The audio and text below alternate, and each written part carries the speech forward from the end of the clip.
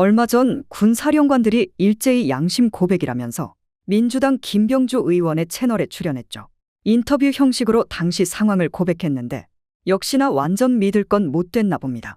내부 고발자들이 속속 등장하고 있는데 그중 특전사령관의 인터뷰는 거짓이라는 폭로가 떴습니다.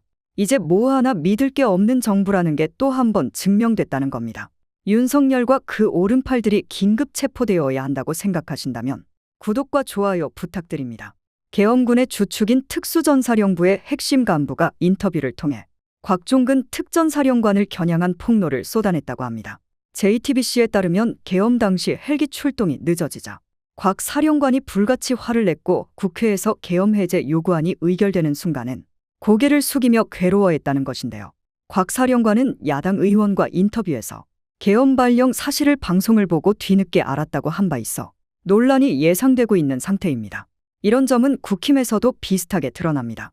12.3 비상계엄 사태로 대한민국이 헌정 중단 위기를 맞은 지 일주일차.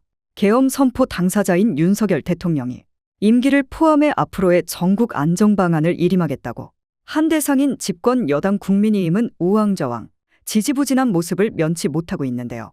국민의힘은 9일 당 최고위원회의, 의원총회를 잇따라 열고 윤 대통령의 질서 있는 퇴진을 논의할 실무 TF를 만들어 방안 마련에 착수한 바 있습니다.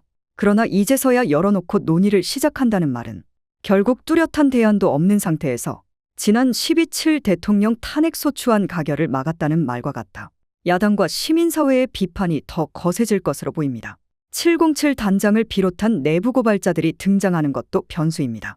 이 때문인지 대통령실은 제 기능을 아예 못하고 있어 사실상 폐쇄됐다는 평가까지 나옵니다. 이미 죽은 정부인데 우리 세금으로 월급을 줄 이유가 없지 않겠습니까?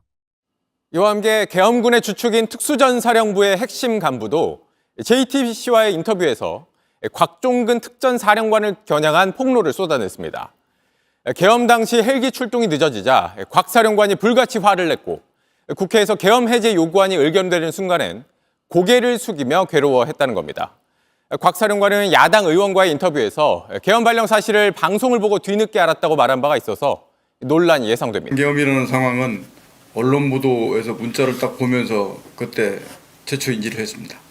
방송을 보고 계엄 사실을 처음 알았다는 곽종근 특전사령관. 하지만 정확한 인지 시점은 다소 오락가락합니다.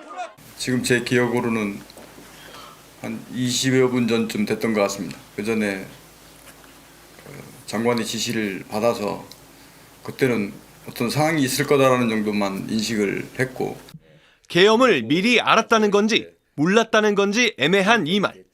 특전사 간부는 이해할 수 없다고 했습니다. 제일 마음에 안 드는 게 그 부분입니다. TV를 보고 알았다. 그거는 저는 좀 아니라고 보고 그렇지. 그 부분은 날씨가 별로 좋지가 않았습니다.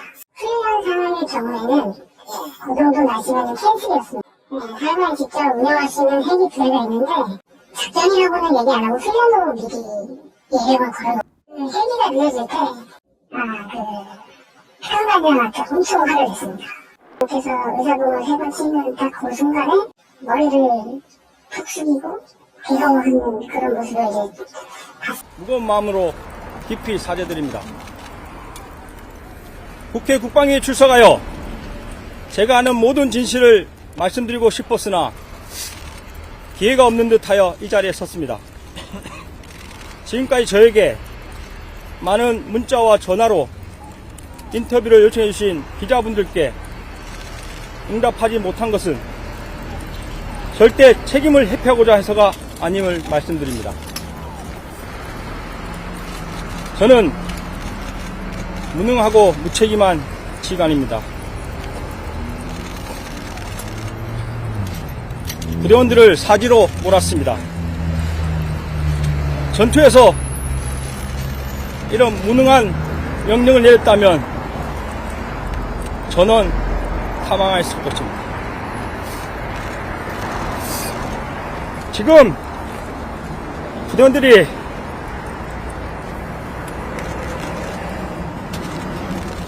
많이 아파하고 괴로워하고 있습니다. 부대원들의 아내와 자녀들이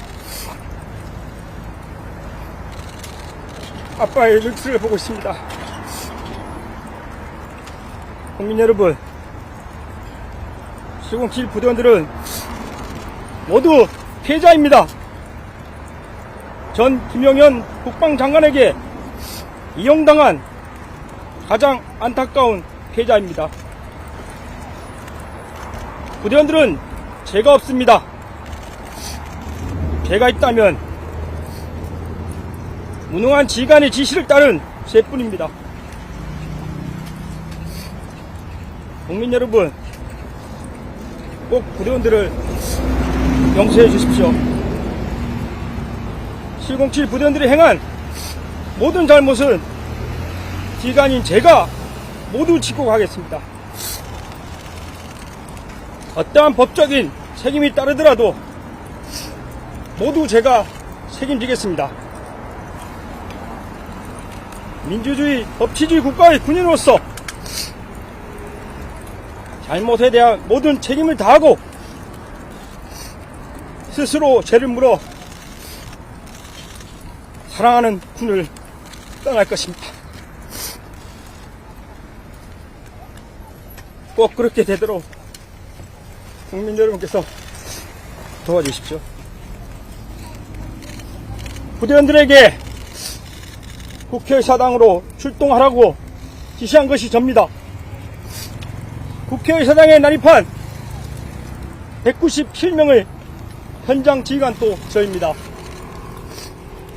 헬기를 타고 가장 먼저 국회에 도착한 것도 저이고, 건물을 봉쇄하라고 지시한 것도 저입니다.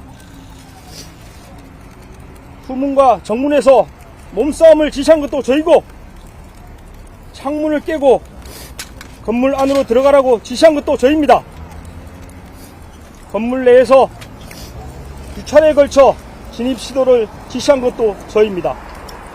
이처럼 모든 책임은 저에게 있습니다. 다시 한번 간곡히 부탁드립니다. 부대원들은 이용당한 피해자입니다. 오직 국가와 국민을 위해 청춘을 바치고 있는 대한민국과 군과 평화를 사랑하는 여러분들의 아들과 딸입니다. 미워하십시오. 많이 원망하십시오. 하지만 절대 707 부대와 부대원들을 버리지 말아 주십시오.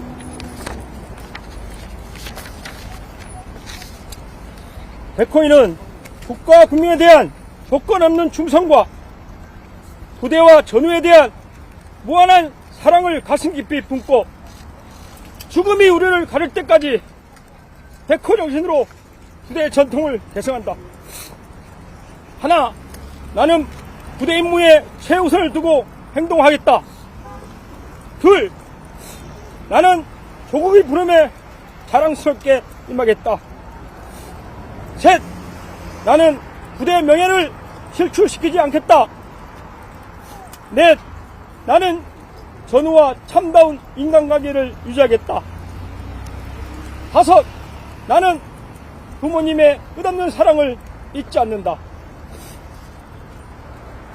국민 여러분, 제발 제가 모든 죄를 짊어질 수 있도록 허락해 주십시오. 단 한 사람의 부대원도 다치지 않도록 꼭 지켜주십시오.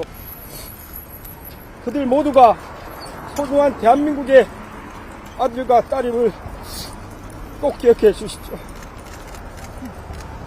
이후 어떤 질문도 성실히 답변드리겠습니다. 다시 한번 국민 여러분께 큰 아픔을 드려 죄송합니다. 이상입니다. 관련 자료는 넘기겠습니다. 책임을 구체적으로 어떻게 진다는 거죠?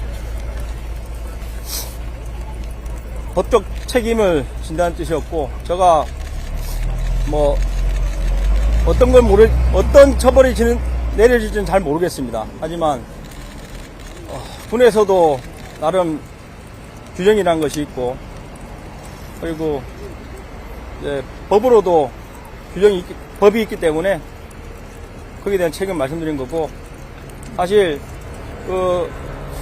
계엄이라는 것을 TV로 보고 나서 이제 직후에 사령관으로부터 전화를 받고 국회로 출동해라고 했을 때 저 역시 계엄에 대한 지식이 없었습니다. 계엄 상황에서 국회 활동이 보장돼야 된다는 그런 것도 잘 몰랐고, 저는 현장에서 저를 제지하는 많은 관계자분들께 저는 계엄사령부의 지시를 받고 왔습니다. 계엄사령부로 항의하십시오 라고 밖에 말할 수 없었습니다. 왜냐하면 그 상황에서도 국회 그런 활동 보장되는 법에 대해서 제가 알지 못했던 것 같습니다. 내란죄를 인정하시나요? 당시에는 뭐 상황을 몰랐기 때문에 그 행동을 했지만 모르는 것 또한 저의 책임이라 생각하고 부대원들을 내란죄가 될 수 있는 위험에 맞들인 것을 사죄드리면서 만에 하나 그 죄가 적용된다면 모든 부대원들의 죄를 제가 감수하겠습니다. 몇 시에 누구로부터 전화를 받고 맨 처음에 출동하신 거예요? 몇 시에 그 전화로 받으신 거예요? 제가 드린 내용에 나와는 있습니다. 저도 시간을 정확히 기억 못하나 이후에 TV를 보면서 나름대로 정리한 것은 대통령 계엄령 발표가 10시 23분경으로 알고 있고, 저는 10시 30분이 좀 넘어서 사령관으로 전화 받은 걸 기억하고 있습니다. 지시 내용 구체적으로 기억나시나요? 의원을 끌어내라거나 아니면 누굴 체포하라거나. 최초 지시는 바로 출동할 수 있냐고 물어봤습니다. 그래서 저는 가능하다고 했고, 그럼 빨리 국회로 출동할 준비를 해라. 헬기 12대가 올 것이다. 그 말만 듣고 부대원들을 다그쳐서 출동 준비하는데 20-30분이 걸렸던 것 같습니다. 이미 전에 임무 대기 명령을 내렸다는 증언이 있는데. 예. 대기 명령은 사실 뭐 사령관도 정확히 계엄에 대해서는 몰랐던 것 같고, 저한테 연초부터 같이 서울 지역에 대한 동시다발 테러에 대해서 많은 대화를 나눴습니다.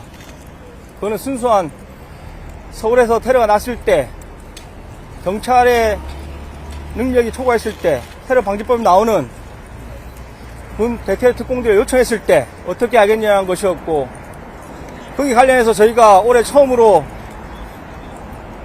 헬기를 이용해서 노즐섬에 전개하는 훈련도 저 기억에 4, 5월이었던 것 같은데 실시했었습니다. 최근에는 그와 유사한 내용으로 최근 풍선 도발이다 여러 가지 이유로 북한에 의한 어떤 형태인지 모르겠지만 서울에 도발이 있을 것이라는 그런 내용으로 강조를 했습니다. 그리고 당일은 그 관련된 훈련을 하자고 했습니다. 그래서 저희 내부적으로 판단한 것은 설사 북한에 의한 도발일지라도 저희가 국방부 대테러 훈련상에 민간인을 대상으로 군이 총기를 사용한 것은 엄격히 금지되어 있습니다. 그러다 보니까 어제 그 당시 훈련 준비 내용은 비살상 무기를 사용한 무력 진압 작전이었습니다. 그래서 낮에 이미 부대원들은 훈련에 관련된 군장 검사를 마쳤고, 휴대하는 무기는 개인별 테이저건 한정과 그리고 공포탄 휴대 장착은 아니었습니다. 그리고 제가 필요한 방패라든지 인원을 포박할 수도 있으니 케이블 타이 이런 것들을 원래 휴대하는 거지만 잘 챙기라고 다시 한번 강조했었습니다. 그리고 뉴스를 보면서 뭐 저격총이다 이런 이야기들이 많이 있는데 그 부분은 제가 꼭 해명을 드리겠습니다. 저희 부대원들은 평시에도 비상 대기를 하고 있고, 비상이 걸리면 본인들의 고유한 총기와 장비를 착용하고 나가게 되어 있습니다. 사실 출동하는 과정에서 제가 권총은 빼는 게 어떻겠냐는 말도 했습니다. 왜냐하면 어차피 실탄을 쓸 건 아닌데 괜히 들고 가다가 흘리거나 분실할 것 같은 우려가 순간 들었습니다. 그런데 부대원들이 아니라고 했습니다. 그럴 일 없다고 했고, 부대원들은 그 짧은 순간에 본능적으로 평시 본인들이 가져가는 총과 복장을 입고 거기에 관련된 개인별로 백팩 같은 백이 있습니다. 그걸 메고 출동을 했습니다. 그리고 현장에 가서는 그 장비들은 한 곳에 모아두고 실제 정문에서 몸싸움을 할 때는 개인이 휴대한 총기 2정, 권총과 본인의 총, 그리고 복장만 착용하고 이동을 했었습니다. 그리고 저격수도 자기가 저격수이기 때문에 저격총을 가져가는 것이지, 저희가 가져가는 통합 보관된 탄통 안에도 저격수 탄은 없습니다. 거기는 제가 헬기별로 한 통씩 실탄은 통합 보관해서 별도로 관리하도록 했는데, 거기에는 개인별로 5.56mm 10발, 9mm 10발을 지급할 수 있도록 헬기별 8명 기준 그렇게만 들어있습니다. 더 이상 우리 국민들이 기다려줄 이유도 없다고 봅니다. 윤석열과 오른팔들이 탄핵되고 체포되어야 한다고 생각하신다면 구독과 좋아요 부탁드립니다. 여러분의 민심이 표현되어야 할 때가 됐습니다. 정치 강타가 여러분과 함께 싸우겠습니다.